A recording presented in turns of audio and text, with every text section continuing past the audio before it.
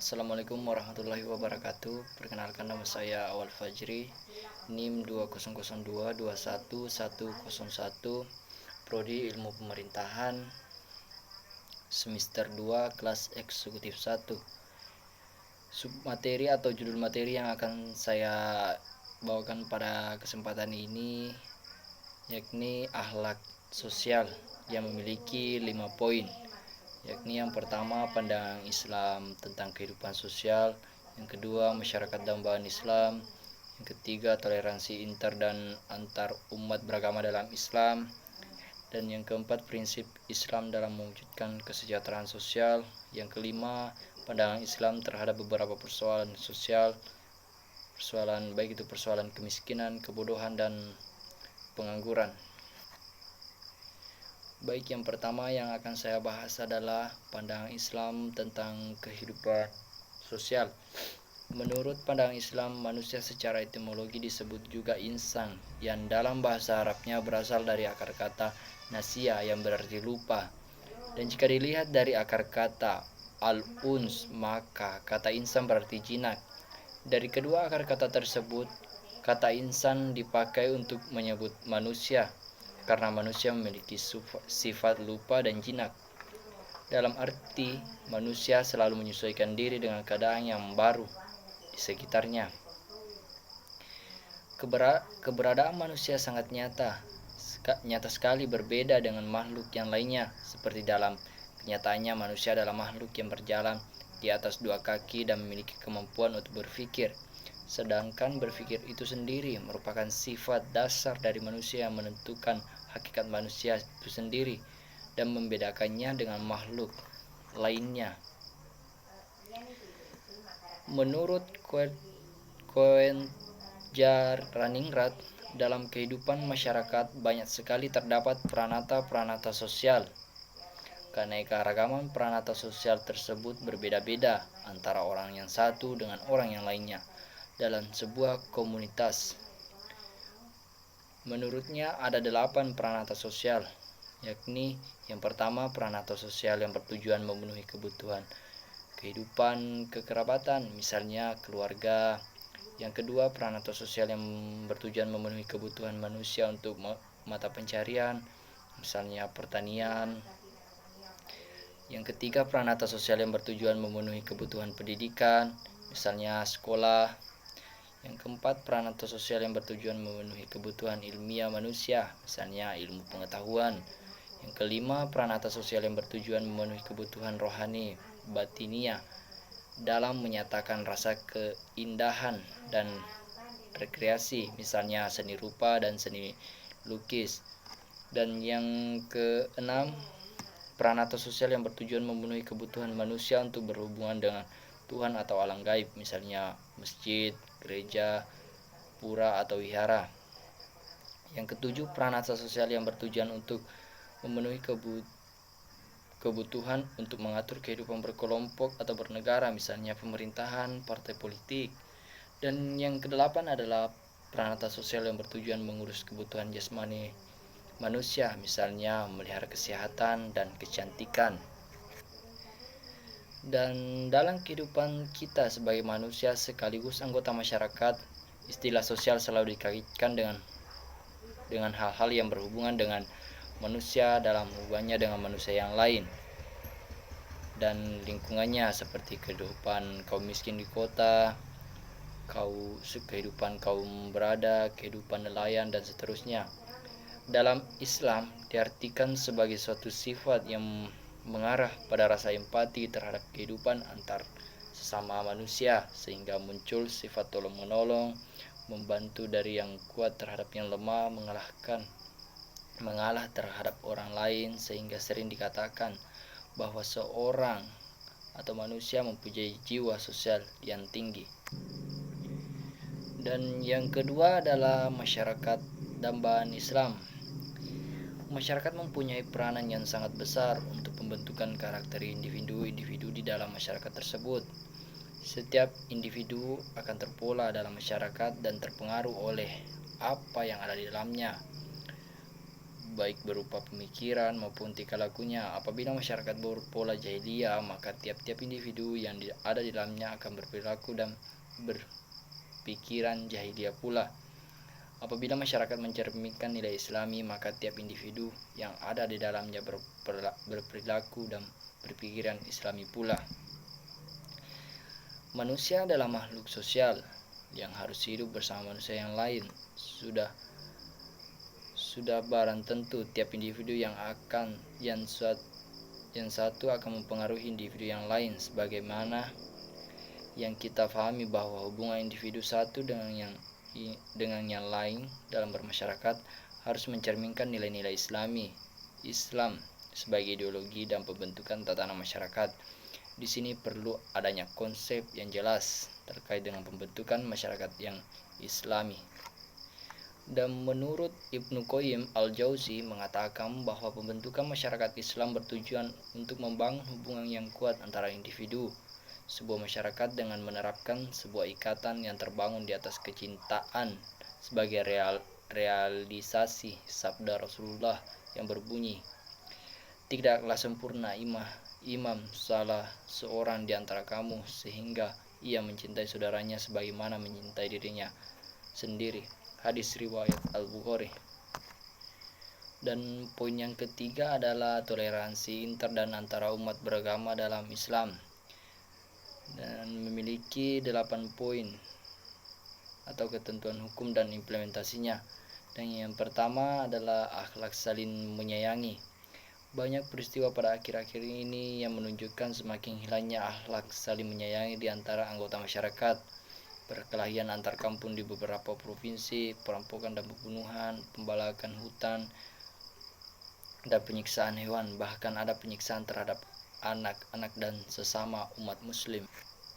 Setiap orang yang beriman harus saling menyayangi, tidak hanya sesama teman, tetapi kasih sayang kepada hal-hal yang bersifat umum, seperti sesama manusia, terhadap manusia yang berbeda keyakinan, terhadap keluarga, dan bahkan terhadap alam.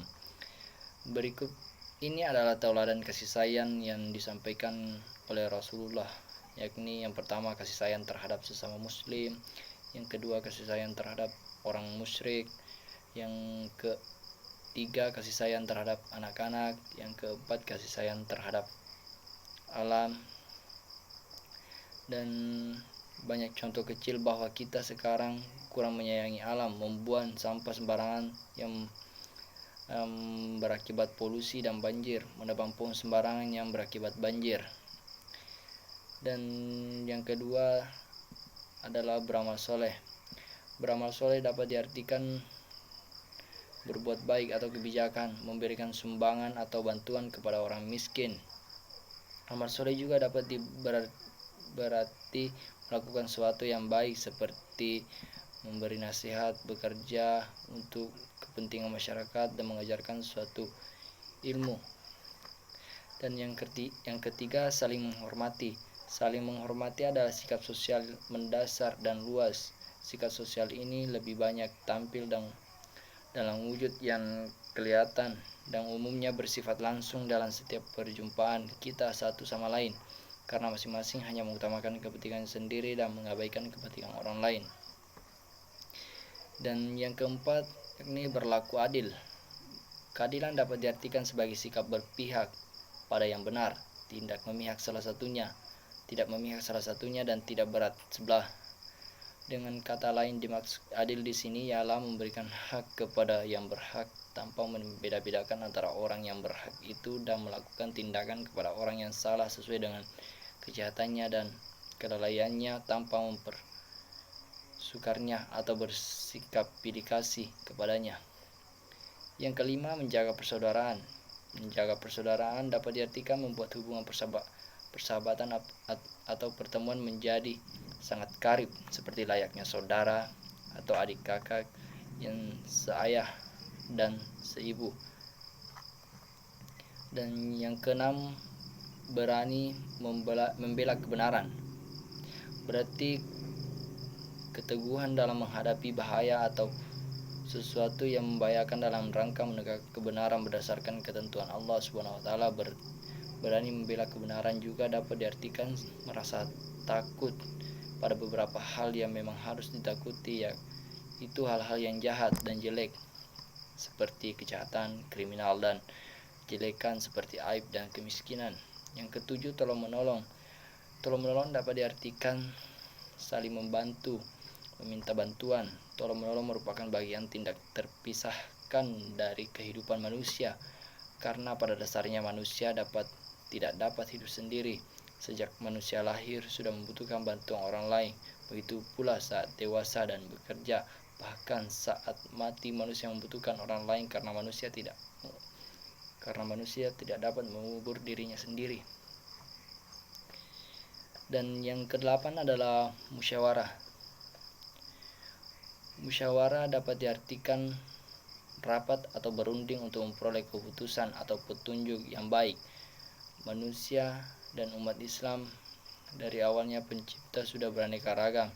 Di Indonesia misalnya, manusia Indonesia terdiri dari berbagai suku, bangsa, keyakinan, dan tempat tinggal. Dan yang keempat adalah prinsip-prinsip Islam dalam mewujudkan kesejahteraan sosial. Dalam bukunya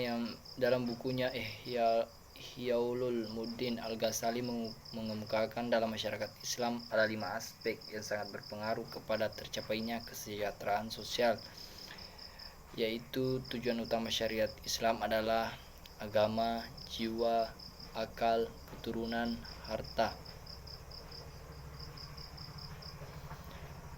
Dan menurut konsep Al-Ghazali, kesejahteraan dalam Islam bukanlah secara eksklusif bersifat materialistis ataupun spiritual. Hal ini melalui serangkaian penelitian terhadap berbagai ajaran Islam yang terdapat di dalam Al-Quran dan hadis. Imam Al-Ghazali menyimpulkan bahwa utilitas sosial dalam Islam dapat dibagi menjadi 3 tingkatan, yaitu yang pertama daruriyah, terdiri dari seluruh aktivitas dan hal-hal yang bersifat esensial untuk memelihara kelima prinsip tersebut di atas. Dan yang kedua hajah, terdiri dari seluruh aktivitas dan hal-hal yang tidak vital bagi pemeliharaan kelima prinsip di atas, tetapi dibutuhkan untuk meringankan dan menghilangkan rintangan dan kesukaran hidup. Dan yang ketiga tahzimiyah atau tasyanat. Secara khusus, kategori ini meliputi persoalan yang tidak menghilangkan dan mengurangi kesulitan, tetapi melengkapi, menerangi, dan menghiasi hidup. Dan poin yang kelima adalah pandangan Islam terhadap beberapa persoalan sosial. Ada persoalan sosial baik itu kemiskinan, kebodohan, dan pengangguran. Dan ada beberapa masalah sosial yang dipandang oleh Islam sebagai gangguan terwujudnya kesejahteraan sosial, atau paling tidak mempersulit realisasi kesejahteraan. Yang pertama itu kemiskinan. Kemiskinan adalah ketidakmampuan individu dalam memenuhi kebutuhan dasar minimal untuk hidup layak. Kemiskinan merupakan sebuah kondisi yang berada di bawah garis nilai standar kebutuhan minimum baik untuk makan dan non makanan, yang disebut garis kemiskinan atau poverty line atau batas kemiskinan poverty threshold. Garis kemiskinan adalah sejumlah rupiah yang diperlukan oleh setiap individu untuk dapat membayar kebutuhan makanan setara 2.100 kilokalori per hari, dan dibutuhkan non makanan yang terdiri dari perumahan, pakaian, kesehatan, pendidikan, transportasi, serta aneka barang dan jasa lainnya. Yang kedua adalah kebodohan atau al-jahiliyah. Jika Al-Quran menyatakan bahwa Allah akan mengangkat derajat orang-orang yang berilmu melebihi yang lainnya, berarti kebodohan yang menjadi salah satu penyebab kemerosotan dan keterbelakangan martabat manusia. Oleh karena itu, Islam memandang penanggulangan kebodohan itu sebagai ibadah Oleh karena itu, Islam memandang penanggulangan kebodohan itu sebagai ibadah. Sebaliknya membiarkan kebodohan itu dipandang sebagai tindak kemungkaran. Dan yang ketiga adalah pengangguran. Islam telah memperingatkan agar umatnya jangan sampai ada yang menganggur dan terpeleset ke jurang kemiskinan, karena ditakutkan dengan kemiskinan tersebut seorang akan berbuat apa saja termasuk yang merugikan orang lain demi terpenuhinya kebutuhan pribadinya. Ada sebuah hadis yang mengatakan kemiskinan akan mendekatkan kepada kekufuran, namun kenyataannya tingkat pengangguran di negara-negara yang mayoritas penduduknya muslim relatif tinggi. Meningkatnya pemahaman masyarakat tentang buruknya pengangguran baik bagi individu, masyarakat ataupun negara, yang meningkatkan motivasi untuk bekerja lebih serius. Walaupun Allah telah berjanji akan menanggung rezeki kita semua, namun hal itu bukan berarti tanpa ada persyaratan yang perlu untuk dipenuhi.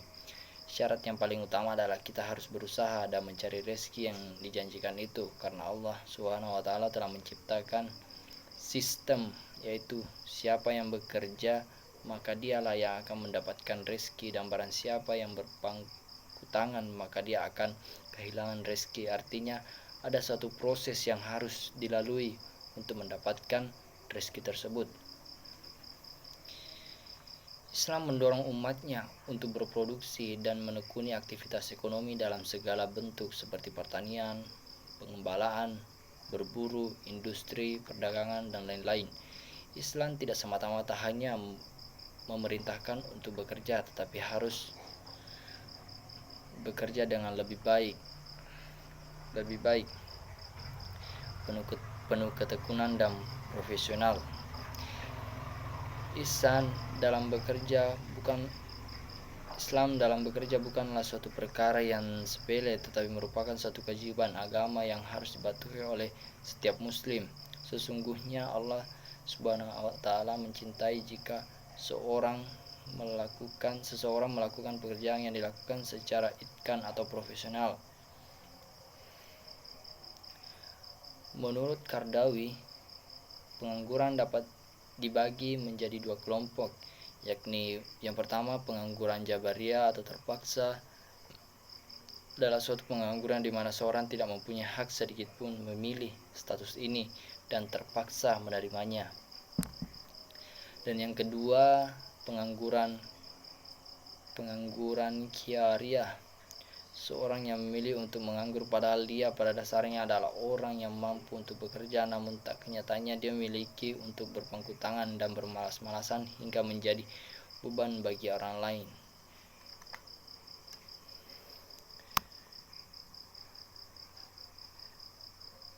Dan dia memilih hancur dengan potensi yang dimiliki dibandingkan menggunakannya untuk bekerja. Dia tidak pernah mengusahakan suatu pekerjaan dan mempunyai pribadi yang lemah.